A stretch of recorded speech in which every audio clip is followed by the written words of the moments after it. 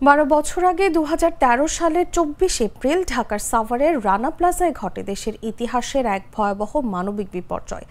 আটতলা ভবনে অবৈধভাবে স্থাপন করা কারখানাটি ধসে পড়ে নিহত হন 1134 জন, আহত হন আরও 2000-এর বেশি। কিন্তু এক যুগ পেরিয়ে গেলেও আজও অন্ধকারে শ্রমিক হত্যার বিচার।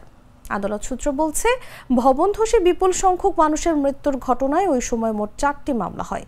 এর মধ্যে অবহেলাজনিত মৃত্যুর অভিযোগে হত্যা মামলা করে পুলিশ এবং আইন না মেনে ভবন নির্মাণ করায় আরও একটি মামলা করে রাজধানী উন্নয়ন কর্তৃপক্ষ।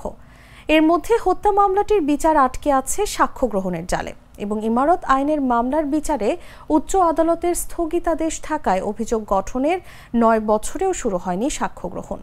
অন্যদিকে ভবন নির্মাণে দুর্নীতি ও সম্পদের তথ্য গোপন করায় 2টি মামলা করে দুর্নীতি দমন কমিশন।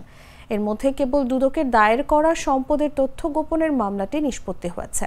এর বাইরে ভবন নির্মাণে দুর্নীতির মামলাটির বিচারিক কার্যক্রম চলমান।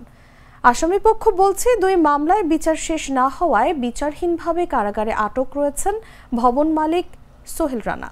অন্যদিকে রাষ্ট্রপক্ষ বলছে, মামলার অভিযোগ গঠনের বিষয়ে আসামিরা উচ্চ আদালতে যাওয়ায় সাক্ষ্য শুরু হতে কয়েক বছর চলে যায়।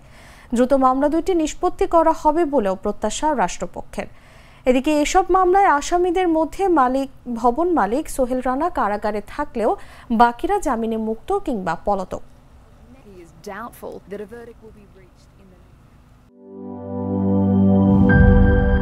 নাটা জেলি আর পানীয়র এক অসম কম্বিনেশন ড্রিঙ্কো। চিল থাকতে চান, ড্রিঙ্কো চাবান।